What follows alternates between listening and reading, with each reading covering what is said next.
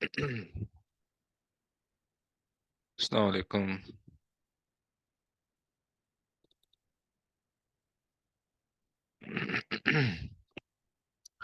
आज की क्लास में रिकॉर्ड कर रहा हूँ ताकि हमारा कोर्स रुकना नहीं चाहिए। ठीक है। ये क्लास आपने पूरी देखनी है। जो टॉपिक समझाया गया उसको पढ़ना है और फिर इंशाल्लाह हम उसके ऊपर अगली क्लास में डिस्कशन करते हैं।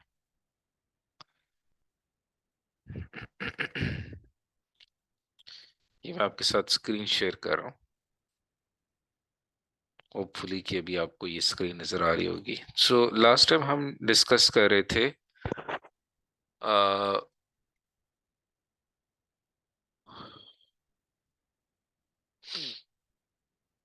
चैप्टर नंबर 18 के अंदर हमने 18.1 इलेक्ट्रिक करंट के बारे में बात कही थी और आपसे मैंने कहा था कि उसको एक दफा पढ़ लेना और उसके अंदर कोई भी डिफिकल्ट पॉइंट हो तो वो आपने मुझसे डिस्कस कर लेना। आज मैं आपको इस सेक्शन में जो चीज हम डिस्कस करने वाले हैं वो 18.2 है, वोल्टेज इन इलेक्ट्रिक सर्किट। ठीक है। इसका कॉन्सेप्ट बड़ा इंपॉर्टेंट है और बड़ा ही जरूरी है समझने के लिए,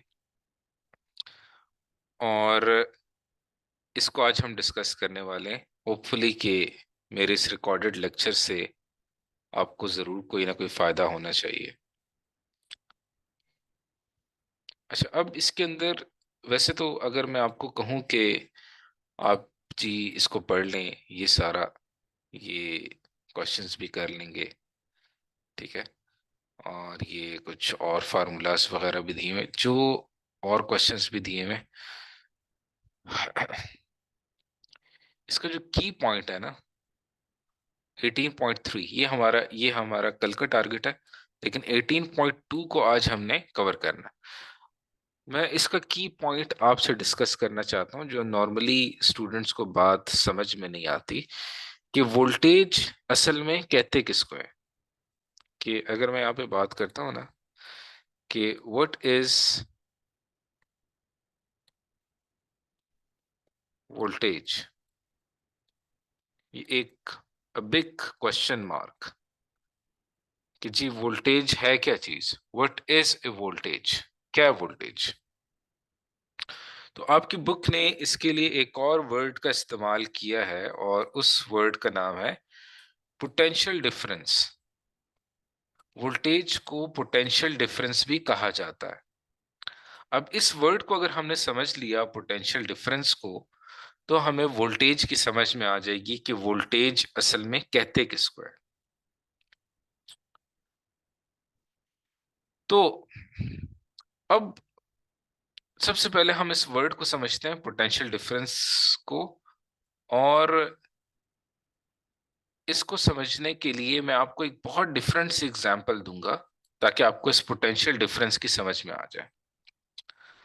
हम यहाँ पे मिसाल लेंगे कि हमारे पास लेट्स सपोज के ये अर्थ है। ठीक है। और यहाँ जमीन पे एक बॉल पड़ी हुई है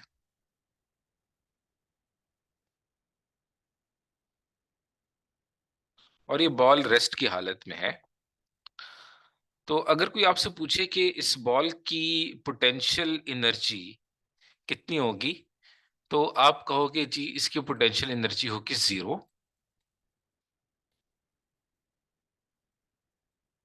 क्योंकि इस बॉल के अंदर बिल्कुल भी पोटेंशियल नहीं है कि ये मूव कर सके। पोटेंशियल क्यों नहीं है? क्योंकि ये अर्थ की सरफेस के ऊपर है। अगर मैं इस बॉल को मूव करके ऊपर लेके जाता हूं, जमीन की सरफेस से ऊपर की तरफ अगर मैं इसको मूव करवाता हूं,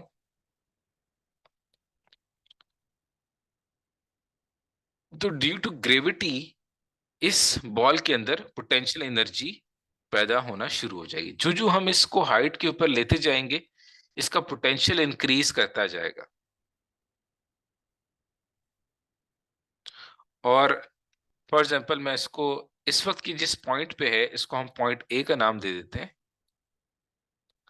और मैं इसको उठाता हूं और उठा के एक हाइट पे लेके जाता हूं, और यहां पे आके जो इसका पोटेंशियल है पॉइंट बी पे, यहां पे इसकी पोटेंशियल एनर्जी कितनी होगी? मान लेते हैं कि इसकी पोटेंशियल एनर्जी यहां पे हो जाती है 10 joule. Joule is a unit of energy. तो अब इसकी पोटेंशियल एनर्जी इंक्रीज हो गई, बढ़ गई, क्योंकि अब आप इसको अर्थ की सरफेस से ऊपर लेकर आ गए हो और आपने इसको यहाँ पे होल्ड किया हुआ है। और अब इसके अंदर पोटेंशियल है, इसके अंदर ये सलाहियत है कि ये नीचे गिर सकती है। तो इस वक्त इसकी पोटेंशियल एनर्जी हमारे पास फॉर एग्जांपल है 10 जूल। सो यहाँ पे आपको दो पॉइंट्स नजर आ रहे हैं, पॉइंट ए और पॉइंट बी। तो पॉइंट ए का पोटेंशियल 0 है, पॉइंट बी का पोटेंशियल 10 है। अगर मैं आपसे कहता हूं कि इनका डिफरेंस निकालो, ये जिसको हम कहते हैं पोटेंशियल डिफरेंस, अगर हम बात करते हैं, इसका पोटेंशियल डिफरेंस अगर निकाला जाए, तो आप क्या कहोगे? आप कहोगे कि पॉइंट बी पे जितनी एनर्जी है, डिफरेंस हम कैसे निकालते हैं? हम बड़ी वैल्यू को छोटी से माइनस कर देते हैं। पॉइंट बी पे जो एनर्जी है इसको माइनस कर देते हैं पॉइंट ए पे जो एनर्जी है उससे। तो ये आ जाएगा 10 माइनस ए पे कितनी एनर्जी थी? 0। तो पोटेंशियल डिफरेंस कितना आ गया? 10। तो ये एक जनरल कॉन्सेप्ट है पोटेंशियल डिफरेंस का। ठीक है। अब पोटेंशियल डिफरेंस प्रोड्यूस हुआ है, पॉइंट ए से पॉइंट बी तक ले जाने में पोटेंशियल डिफरेंस प्रोड्यूस हुआ है, और वो कितना प्रोड्यूस हुआ है? वो 10। इसकी वैल्यू हमारे पास क्या आ रही है? 10 आ रही है। अब चूंकि पोटेंशियल डिफरेंस बॉल के अंदर पैदा हो चुका है, इसका मतलब ये हुआ कि इस बॉल के अंदर वर्क करने की सलाहियत पैदा हो गई है। Energy is the capacity to doing work. इसके अंदर एक फोर्स अप्लाई हो रही है, ग्रेविटेशनल फोर्स, और जब मैं इसको रिलीज करूंगा तो ये ग्रेविटेशनल फोर्स इसके ऊपर अप्लाई होगी और ये डिस्टेंस डिस्टेंस कवर करेगा, यानी ये मूव करेगा। यानी इस बॉल के ऊपर क्या हो रहा है? Work done. तो हम ये कह सकते हैं कि इस बॉल के ऊपर वर्क डन किया गया है, और इसके ऊपर वर्क डन करने के बाद अब इसके अंदर ये सलाहियत पैदा हो गई है कि ये मूव कर सके नीचे की तरफ, because of this work done. अब ये वर्क डन करेगी बॉल, और ये क्या करेगी? मूव करेगी। तो मैं अब आपको वापस अपने मेन टॉपिक पे लेके जाता हूं, जो कि वोल्टेज का था। तो ये जो बॉल के ऊपर वर्क डन हो रहा है, इसको आप मान लो कि ये वोल्टेज है, यानी इस बॉल के अंदर वोल्टेज प्रोड्यूस हो गया, और इस वोल्टेज के पीछे जो रीजन है वो इसका पोटेंशियल डिफरेंस था। यानी इस बॉल के अंदर वोल्टेज प्रोड्यूस हो गया। अगर हम इसको अभी इलेक्ट्रिसिटी के कॉन्टेक्स्ट में देखें, तो हम ये कहेंगे कि ये जो बॉल है, इस बॉल को आप मान लो कि ये इलेक्ट्रिक चार्ज है। अब इस तरह बॉल मूव कर रही है, ये इलेक्ट्रिक चार्ज मूव करेगा। इलेक्ट्रिक चार्ज के मूव होने से क्या पैदा होगा? इलेक्ट्रिक करंट पैदा होगा। लेकिन ये जो इलेक्ट्रिक करंट प्रोड्यूस हो रहा है चार्ज में, इसके पीछे वोल्टेज मौजूद है। लेकिन ये वोल्टेज कैसे प्रोड्यूस हो रहा है? ये वर्क डन की वजह से प्रोड्यूस हो रहा है। और ये वर्क डन कहां से आ रहा है? ये पोटेंशियल डिफरेंस की वजह से आ रहा है। और ये पोटेंशियल डिफरेंस कौन क्रिएट करता है? ये हमारी बैटरी में मौजूद जो केमिकल रिएक्शंस हैं, वो हमारे इलेक्ट्रिक चार्ज के अंदर ये पोटेंशियल डिफरेंस इसको प्रोवाइड करते हैं, जिसको ईएमएफ कहते हैं, इसको इलेक्ट्रोमोटिव फोर्स कहते हैं। जो इस जिस तरह इस केस में बॉल के ऊपर ग्रेविटेशनल फोर्स अप्लाई होती है, यहाँ पे इलेक्ट्रोमोटिव फोर्स अप्लाई होती है इस चार्ज के ऊपर, जो इसके अंदर पोटेंशियल डिफरेंस क्रिएट करेगा। और पोटेंशियल डिफरेंस क्रिएट करने के बाद ये चार्ज हमारे सर्किट में मूव करेगा, और इसके मूवमेंट से तार में करंट पैदा होगा, और ये बल्ब जो होगा ये ऑन हो जाएगा।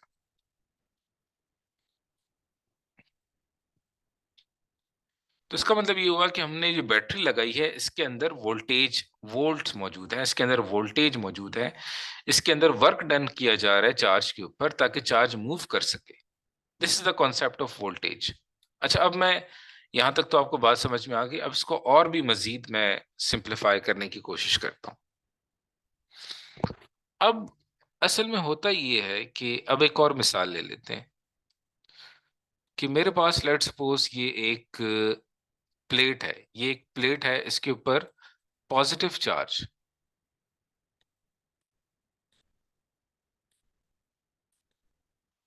और ये एक और प्लेट है, इसके ऊपर नेगेटिव चार्ज।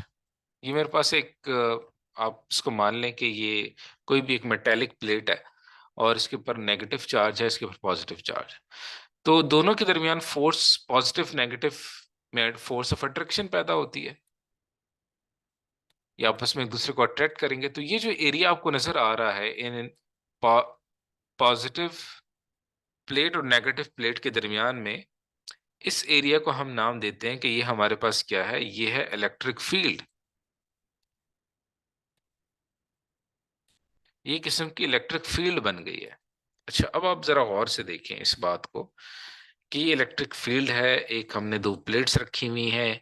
अब मैं क्या करता हूं कि लेट सपोज कि एक पॉजिटिव चार्ज लेता हूं और उसको उठाकर इस इलेक्ट्रिक फील्ड के दरमियान में मैं यहां पे प्लेस कर देता हूं।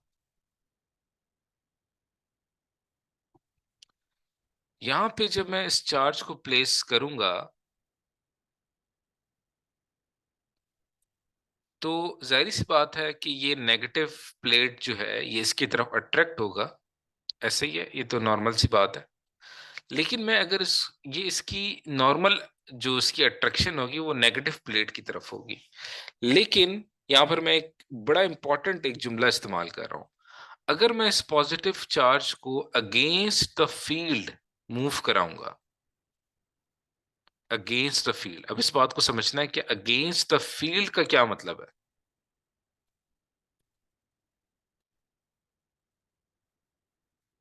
यानी कि अगर मैं इस पॉजिटिव चार्ज को इसके ऊपर एक फोर्स अप्लाई करूं और इसको मैं अगेंस्ट द फील्ड, यानी मैं इसको पॉजिटिव प्लेट की तरफ अगर मैं पुश करूं, तो अगेंस्ट द फील्ड मूव करने से ये अपनी, फॉर एग्जाम्पल इसकी प्रीवियस पोजीशन ए थी, अगेंस्ट द फील्ड मूव करने से ये थोड़ा ऊपर चला जाएगा और ये पॉइंट बी पर पहुंच जाएगा। यहाँ पे फिगर में थोड़ा सा क्लियर नहीं हो रहा, आप इसको इस तरह मान लें कि ये इसकी प्रीवियस पोजीशन थी, ये पॉजिटिव प्लेट थी नेगेटिव। अब मैंने इसको, नॉर्मल तो नेगेटिव की तरफ अट्रैक्ट होना चाहिए इसको, लेकिन मैं इसको अगेंस्ट द फील्ड मूव करवा के ऊपर लेके जाता हूं और मैं इसको पॉइंट बी की तरफ लेके चला जाता हूं। अब ये यहां पे आ गया। अब क्या हो रहा है कि हम ये कहेंगे कि इस चार्ज के अंदर पोटेंशियल डिफरेंस प्रोड्यूस हो गया। प्रीवियस इसका पोटेंशियल पॉइंट ए के ऊपर कितना था, लेट सपोज वो हम मान लेते हैं, उसको हम कह लेते हैं कि वो था 3।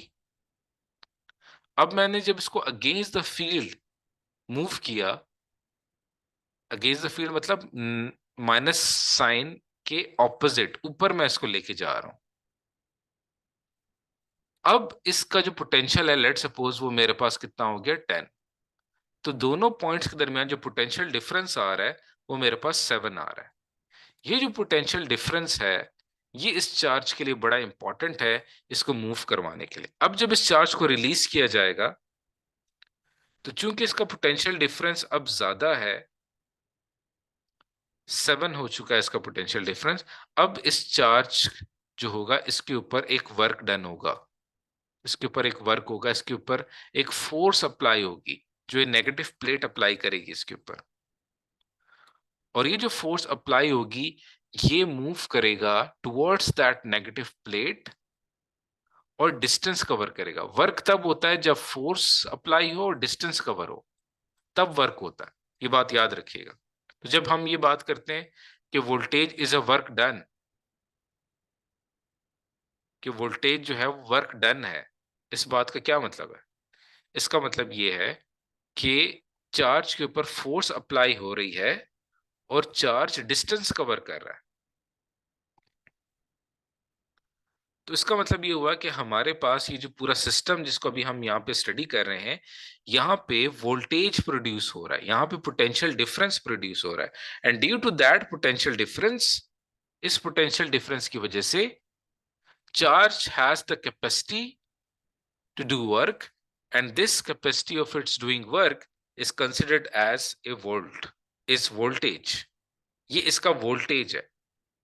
तो बैटरी का वोल्टेज जितना ज्यादा होता है उतनी ज्यादा उसकी परफॉर्मेंस अच्छी होती है। एकदम आप देखते हैं घर में बैठे बैठे बिजली तेज हो जाती है, इलेक्ट्रिसिटी तेज हो जाती है, हम कहते हैं वोल्टेज बढ़ गया।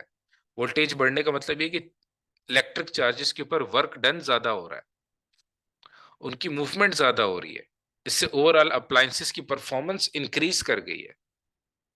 अब मेरी जितनी बातें मैंने आपसे कही हैं, इनको सामने रखते हुए आपने ये करना है कि यहां से केयरफुली स्टडी करना शुरू करना। मैंने आपको एक पूरा एक बैकग्राउंड बता दिया, ठीक है?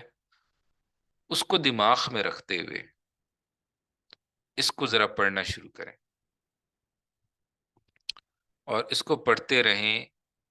पहले यहां तक पढ़ें इसको, ठीक है? और इलेक्ट्रोमोटिव फोर्स के बारे में पढ़ें, ठीक है? अब कीवर्ड्स अगर आप देखें तो वोल्टेज के बारे में इन्होंने क्या लिखा है, द एनर्जी ट्रांसफर और work done per unit charge. यानी वोल्टेज को अगर मैं वी से शुरू करूं तो हम कहेंगे work done per unit charge, W upon Q, ये इसका फार्मूला है। It can be imagine as the push of a battery, यानी बैटरी पुश करती है चार्ज को ताकि वो फ्लो कर सके। और it is also called power supply, ये सर्किट की पावर सप्लाई है। यानी सर्किट को जो करंट आ रहा है उसके पीछे जो पुश आ रहा है वो इस वोल्टेज की वजह से आ रहा है।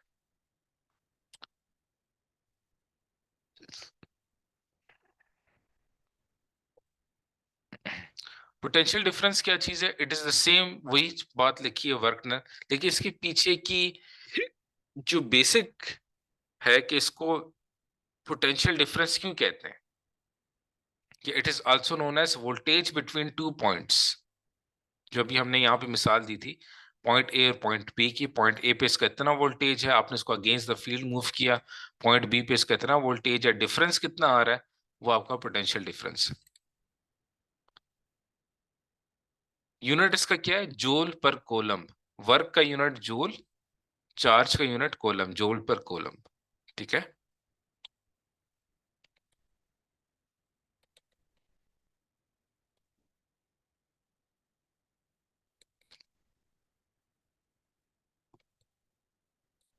अब मुख्तलिफ बैटरीज को अगर एक ही सर्किट में यूज करें तो उनकी टोटल जो इलेक्ट्रोमोटिव फोर्स होगी, जो टोटल उनका वोल्टेज होंगे, उनको हम प्लस कर सकते हैं। जैसे यहाँ पे इसकी 3 वोल्ट है, इसकी 4.5 वोल्ट है, इसकी 1.5 वोल्ट है।